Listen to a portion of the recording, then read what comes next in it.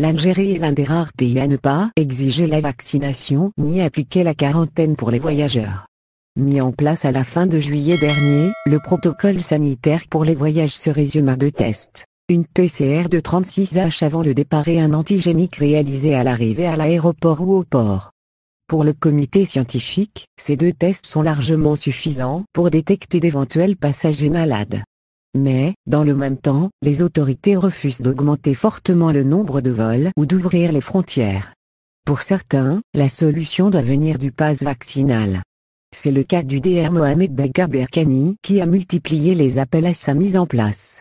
Pour sa part, le sénateur Abdelwahab Banza a plaidé pour l'instauration du pass vaccinal, pour pouvoir ouvrir complètement les frontières. Le gouvernement a fini par entendre ces appels. Hier, il a annoncé dans un communiqué, la mise en place du pass sanitaire pour les voyageurs.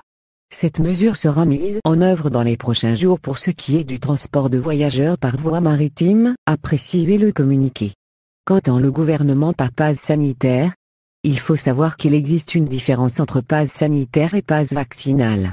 La différence entre le pass sanitaire et le pass vaccinal. Le pass sanitaire est une preuve numérique ou sur support papier qu'une personne peut obtenir dans les 3 cas suivants. Elle a été vaccinée contre le Covid-19, elle a passé un test PCR négatif de moins de 48H ou de 72H au maximum, elle a reçu un résultat de test RT-PCR ou antigénique positif signalant son rétablissement après une infection au Covid-19. Le pass vaccinal, ou certificat de vaccination, comme son nom l'indique, constitue une preuve qu'une personne a bien été vaccinée contre le Covid-19.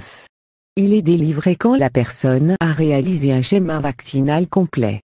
Si le gouvernement parle de pass sanitaire, il est déjà appliqué pour les voyageurs qui doivent apporter la preuve qu'ils ne sont pas contaminés via un test PCR négatif de moins de 36H. Mais, au regard du contenu du communiqué, qui insiste sur la vaccination, il paraît clair que le gouvernement entend rendre la vaccination obligatoire pour les voyageurs.